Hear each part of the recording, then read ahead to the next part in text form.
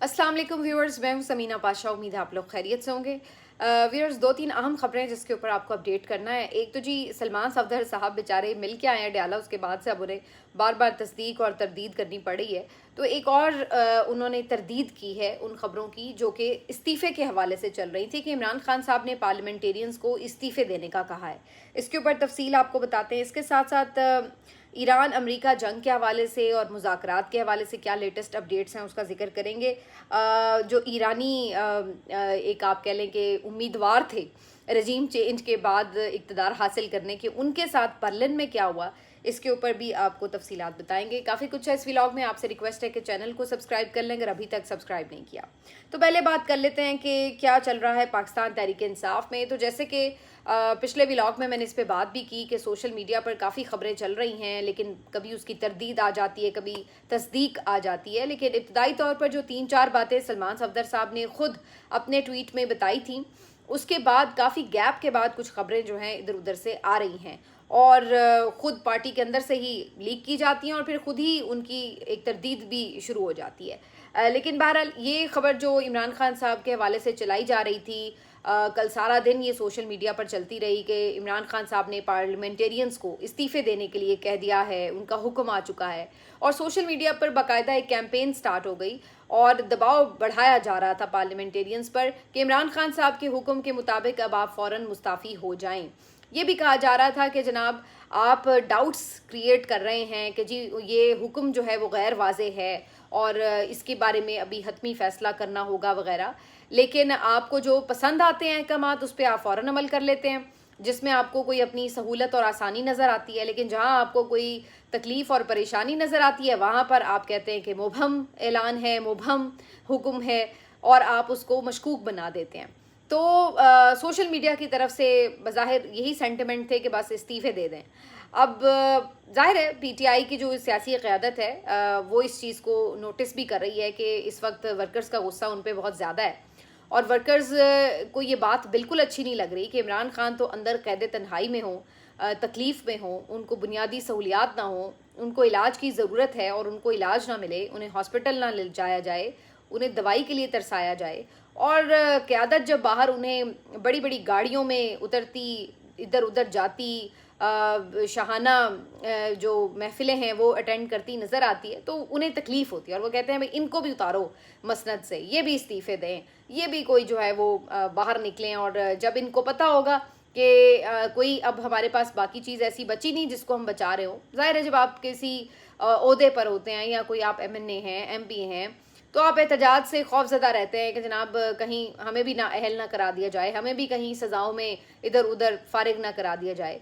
तो जब आपके पास ये ओहदे ही ना रहें, ये आपके पास एमएनए शिप और एमपीए शिप ही ना रहे, तो आप अच्छा है फ़ारिग हो जाएंगे, फिर आप खुद ही निकलेंगे सड़क के ऊपर कि अब कोई हल नहीं है। तो सोशल मीडिया की तरफ से ये बार बार पहले भी बात की जा रही थी कि अगर आप एहतजाज नहीं कर सकते, अगर आप लॉन्ग मार्च करके इस्लामाबाद नहीं जा सकते, तो इसका मतलब ये तो नहीं है कि आप हाथ पे हाथ धरे रख के बैठे रहें और आप सोचते रहें कि जी ठीक है इमरान खान अंदर जिस भी हालात में है पड़ा रहे, हमें तो ना उसकी तरफ से ऑर्डर आया है कि जी इस्लामाबाद आ जाओ और ना हम खुद डिसाइड करेंगे क्योंकि जी आगे से गोलियां मार दी जाती हैं। तो इसका मतलब ये तो नहीं कि आप कुछ करें ही ना। तो वो ये समझते थे कि अगर इस्तीफ़े दे पार्लियामेंटेरियंस तो फिर दबाव बढ़ जाता है। अब बाद में ये खबर जो है वो इस तरीके से चलना शुरू हुई कि ये इमरान खान साहब का हुक्म है। अब इसके ऊपर बैरिस्टर सलमान सफदर साहब ने एक दफ़ा फिर एक तरदीदी पोस्ट जारी की है। इससे पहले भी उनकी आई थी, जो वकला के हवाले से खबर चल रही थी उस पर भी उन्होंने तरदीद की और उसके बाद अब इन इस्तीफ़ों के हवाले से भी सलमान सफदर साहब ने एक तरदीदी पोस्ट जारी की है। उनका कहना है कि अडयाला जेल में इमरान खान साहब से जो मुलाकात हुई उसमें पार्लियामेंटेरियंस के इस्तीफ़े से मुतालिक कोई बात नहीं हुई और सोशल मीडिया पर इस हवाले से चलने वाली जो खबरें हैं वो गैर ज़िम्मेदाराना भी हैं, गलत हैं और फेक हैं। तो बड़ा उन्होंने क्लियरली बता दिया है कि जनाब कोई ऐसा हुक्म इमरान खान साहब की तरफ से नहीं आया। अब शायद बहुत से लोग ये कहेंगे कि जी बैरिस्टर सलमान सफदर साहब से ये ट्वीट करवाया गया है। शायद कुछ लोग कहें कि बैरिस्टर सलमान सफदर साहब इसलिए इस टाइप के ट्वीट्स जो हैं वो कर देते हैं ताकि आइंदा भी कभी उनके लिए मुलाकात का रास्ता खुला रहे, क्योंकि जो आके सख्त पैगामात देते हैं, सख्त एक्शंस करने के पैगामात देते हैं, वो तो फिर दोबारा बेचारे मुलाकात ही नहीं कर पाते। तो कुछ लोग समझेंगे कि ये उन्होंने कॉम्प्रोमाइज़ होके किया है, कुछ लोग कहेंगे नहीं ये क़यादत की फरमाइश पे किया है, कुछ लोग ये भी समझेंगे कि ये बात हकीकत है, वाकई हो सकता है इमरान खान साहब ने ऐसी बात अभी ना की हो। अच्छा, अगर आप मुझसे पूछें फ्रैंकली, तो मुझे मेरा एनालिसिस ये कि अभी इस, ले जी ये तो लाइट चली गई है, एक तो ये बड़ा मसला है। अच्छा, तो मेरा ये ख्याल है कि अभी इस पॉइंट पर इमरान खान साहब ने इस्तीफ़ों के लिए शायद डिसाइड ना किया हो। इतनी बड़ी ख़बर या इतना बड़ा फ़ैसला इमरान खान साहब यूं इतना मुबहम सा कि सलमान सफदर साहब के थ्रू एक मैसेज भेज के वो कर लें, मेरा नहीं ख्याल है कि अभी इस लेवल पर ये इमरान खान साहब ये सोच रहे हों। अब देखिए, हो सकता है मेरा तज्ज़िया गलत हो, लेकिन मेरा ये ख्याल है कि सलमान सफदर साहब इस बारे में ठीक कह रहे हैं। अभी शायद इस मौके पे इमरान खान साहब ने ये डिसीजन नहीं लिया है, लेकिन मैं ये नहीं कह रही कि इमरान खान साहब ये कह रहे हैं कि आप कुछ भी ना करें, और मैं ये भी नहीं कह रही कि इमरान खान साहब आइंदा भी ऐसा कोई फैसला नहीं करेंगे। बिल्कुल, ये तमाम कार्ड्स जो हैं वो मौजूद हैं, ऑप्शंस मौजूद हैं। लेट्स सी के इसके ऊपर इमरान खान साहब जो हैं वो कब और किस वक्त और किस अंदाज से और किन हालात में ये फैसले लेते हैं। अच्छा, इसके अलावा चूँकि अब पीटीआई की बात हो रही, तो मैं दो चीज़ें ज़रूर मेंशन करना चाहूँगी जिसके ऊपर मेरा ख़्याल है आवाज़ उठाना ज़रूरी है। एक तो मैंने ये वीडियो देखी कि हैदर सईद जो पीटीआई के एक सोशल मीडिया एक्टिविस्ट हैं, कारकुन हैं, उनको, आपको पता है कि वो कैद हैं, काफ़ी महीने ही हो चले हैं अब तो। उन्होंने इमरान खान साहब के अस्पताल ले जाने के ऊपर एक वीडियो बनाई थी काफ़िले की, उसके बाद से उनको अरेस्ट किया गया। फिर ख़बर के ऊपर, इस वाली ख़बर के ऊपर तो उन्हें नहीं कोई केस बनाया गया, लेकिन कुछ और किसी मुकदमे में बना दिया गया, और इस तरह से कर करा के कोई 2-3 महीने हो चले हैं कि वो बेचारे लड़के को इन्होंने पकड़ा हुआ है। तो बहरहाल मैंने उस दिन ट्विटर पे भी इस पे बात की थी कि उनकी वालदा बेचारी अभी भी अडयाला जाती हैं, हालांकि बेटा उनका अपना भी अटक जेल में है, और अभी उनके लिए कोई ज़मानत का सिलसिला नज़र भी नहीं आ रहा।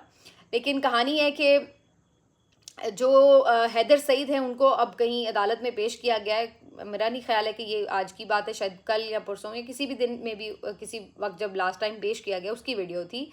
तो हैदर सईद को जब पेश किया गया तो उसके मुंह पे कपड़ा डाला हुआ है, हथकड़ियाँ उसको लगी हुई हैं, और उसकी वालदा बेचारी साथ चल रही हैं।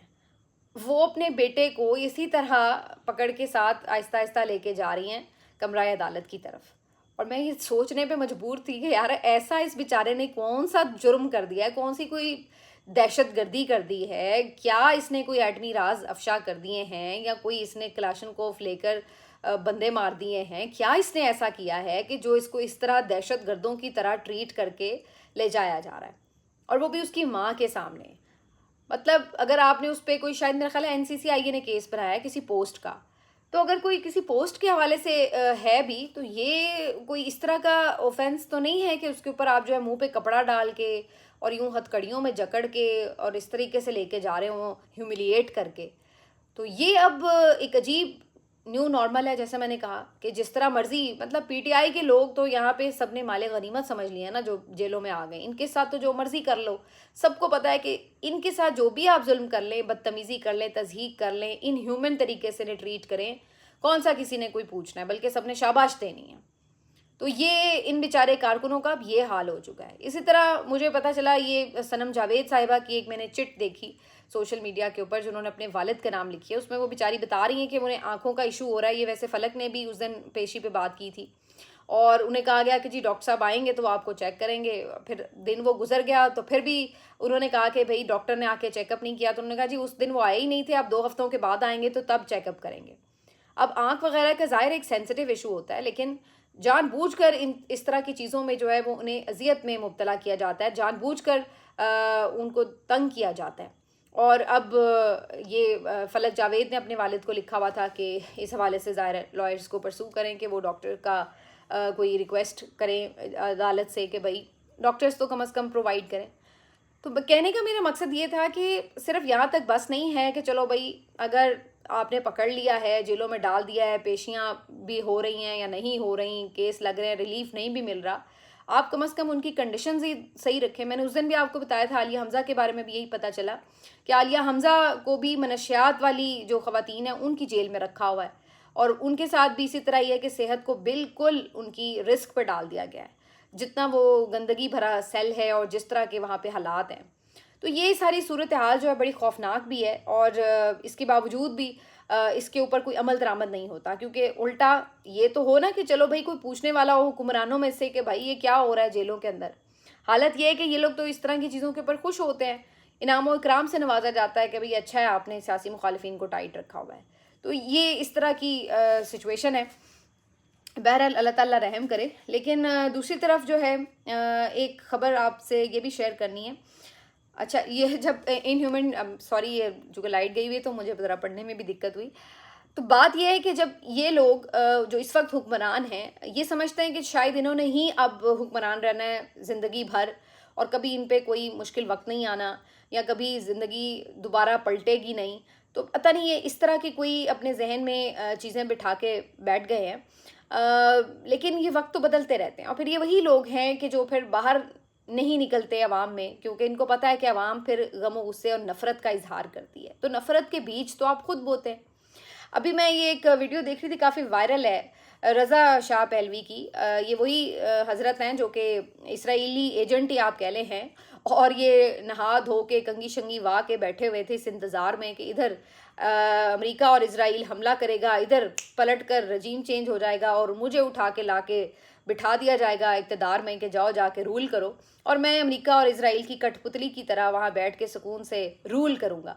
तो ये वो साहब हैं, और हालत इनकी है कि बड़े सालों से ये मुल्क के अंदर वापस कदम तक नहीं रख सके, और इंतज़ार इनका ये कि पहले इनके लिए सेज सजाई जाए फिर ये वापस कदम रखेंगे। तो अब इस तरह के जो लोग हैं उनकी हैसियत क्या होती है, उनसे नफ़रत का आलम क्या होता है, इससे आप अंदाज़ा लगा लें। ये कहीं बर्लिन में, जर्मनी के शहर बर्लिन में बाहर निकले हैं और वहाँ पर किसी प्रोटेस्टर ने इनके ऊपर रेड कलर का एक लिक्विड है जो फेंक दिया। अब वो कुछ लोग कह रहे हैं कि ये कोई टमाटर फेंका गया है, कुछ लोग कह रहे हैं केचप है, कुछ लोग कह रहे हैं वैसे ही कोई और लिक्विड है रेड कलर का, लेकिन बहरहाल वो लिक्विड जो है उनके ऊपर फेंक दिया गया और नफ़रत का इजहार किया गया। और ये सिर्फ यहाँ की बात नहीं है, जहाँ पे भी आप देख लें अवामी गैज़ो गज़ब का जब शिकार होते हैं हुक्मरान, चाहे आप बांग्लादेश को देख लें, चाहे श्रीलंका को देख लें, तो वो आपको यही मनाजिर नज़र आते हैं। तो फिर इस तरह की चीज़ें आप उस वक्त करते हैं जब आप अपने हुकूमत के दौर में एक हद से ज़्यादा जुल्म करते हैं। आप जहाँ पर इंसानियत की जो कदरें हैं उसको भी भूल देते हैं, भूल जाते हैं, तो वहाँ पर जो है वो इस तरह का रिएक्शन आता है कि फिर आप अवामी गैज़ो गज़ब का शिकार होते हैं। लेकिन पंजाब हुकूमत ने वैसे अच्छा सोच रखा है, उन्होंने अपना तैयारा हर वक्त रेडी रखा है कि जैसे ही हालात बदलें तैयारे में सवार हों और फ़ौरन उड़न छू हो जाए। तो ये उनकी वैसे एक लॉन्ग टर्म स्ट्रैटेजी है। लास्टली जी बात कर लेते हैं ईरान अमेरिका मुज़ाकरात के हवाले से। ट्रंप साहब जब जागते हैं तो फिर वो कोई ना कोई जो है फुलझड़ियाँ छोड़ना शुरू कर देते हैं। तो एक दफ़ा फिर उन्होंने कह दिया है कि जी बेहतर ये है ईरान के लिए कि किसी भी वक्त जो है वो डील कर ले, हमें तो कोई जल्दी नहीं है, लेकिन ईरान के पास वक्त कम है और टिक टिक टिक काउंटडाउन जारी है और घड़ी की सुइयां हिल रही हैं, चल रही हैं, और ईरान के साथ बड़ा बुरा हो सकता है अगर ईरान ने बरवक्त मौके का फ़ायदा ना उठाया। दूसरी तरफ ईरान बिल्कुल क्लियर है, ईरानी सदर मसूद पज़ेश्कियान जो हैं उनका भी एक मैसेज आया है और उनके ट्वीट से भी ये बात वाज़ेह है कि ईरान बिल्कुल ये तो नहीं है कि वो हमेशा जंग करना चाहता है, लेकिन वो ये समझते हैं कि मुज़ाकरात की टेबल पर वो बैठेंगे तो वो उसी डिग्निटी के साथ बैठेंगे जिस तरह से वॉरियर्स बैठते हैं, जिस तरह से विक्टोरियस बैठते हैं, और वो समझते हैं कि जो अमेरिका उनको धमकियां लगाकर मनवाना चाहता है वो नहीं मनवा सकता। लेकिन बहरहाल अगर आप ओवरऑल पूछें तो स्टेट हमें यही अभी नज़र आ रहा है, स्टेट ऑफ अफेयर्स के फ़िलहाल ना मुलाकात और मुज़ाकरात के लिए हाँ हुई है और ना ही कोई दोनों तरफ से लचक का मुजाहरा किया गया। बहुत से लोग फिर भी ये ऑप्टिमिस्ट हैं कि इस वीकेंड तक शायद कुछ बात बन जाए। आज मैं जो केंट का एक ट्वीट पढ़ रही थी। जो केंट वही ऑफिसर हैं अमेरिका के जिन्होंने पिछले दिनों रिज़ाइन भी किया था, और उन्होंने भी ये पॉलिसी से इख्तलाफ की वजह से रिज़ाइन किया था। उनका ये मानना था कि अमेरिका को ये जंग नहीं लड़नी चाहिए थी, ये इजराइल की जंग थी और बिला वजह उसने अमेरिका को आगे रखा है, तो ये फैसला करके अमेरिका फ़र्स्ट नहीं बल्कि इजराइल फ़र्स्ट किया गया है। तो इस बुनियाद के ऊपर उन्होंने रिज़ाइन कर दिया था अपनी पोस्ट से। तो उनकी आज एक मैंने पोस्ट देखी है, वो ये कहते हैं कि जनाब अगरचे इजराइल की पूरी कोशिश है, ख्वाहिश है कि अमेरिका दोबारा से इस जंग का हिस्सा बन जाए, और वो पूरी तरह कोशिश करेगा कि मुज़ाकरात भी ना हो, वो पूरी तरह कोशिश करेगा कि दोबारा अमेरिका को घसीट ले इस जंग में। लेकिन वो साथ में ये भी लिखते हैं कि डोनाल्ड ट्रंप ने ये क्लियर कर दिया हुआ है कि अमेरिका ने जो अपने मिलिट्री अहदाफ हासिल करने थे वो कर चुका है, और अब फर्दर वो किसी मिलिट्री ऑपरेशन या फ़ौजी जंगी मिलिट्री हल की तरफ जो है वो नहीं देख रहा। तो वो काफ़ी ऑप्टिमिस्ट नज़र आ रहे हैं कि मज़ीद अमेरिका जो है वो किसी जंग का हिस्सा नहीं बनेगा। तो इससे तो यही नज़र आ रहा है कि डोनाल्ड ट्रंप धमकियां ज़रूर लगा रहे हैं, लेकिन अल्टीमेटली वो चाहते यही हैं कि इन धमकियों की वजह से मरूब होकर ईरान जो है वो बैठ जाए एक टेबल के ऊपर।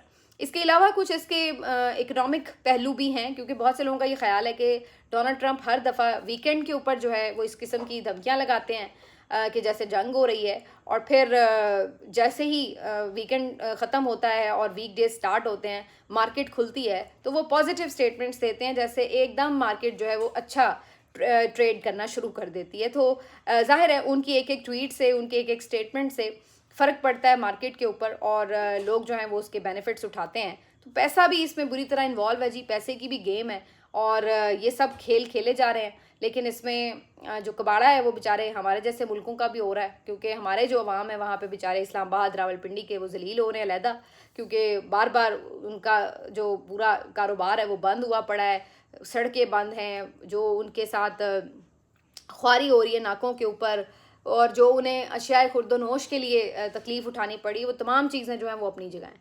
तो बहरहाल जी ये सारी सिचुएशन जो है वो रही है। अब गर्मी मुझे बहुत लग रही है, तो मैं यहीं पे व्लॉग को क्लोज़ करती हूँ। मिलते हैं आपसे अगले व्लॉग में, अपना ख्याल रखिए, अल्लाह हाफ़िज़।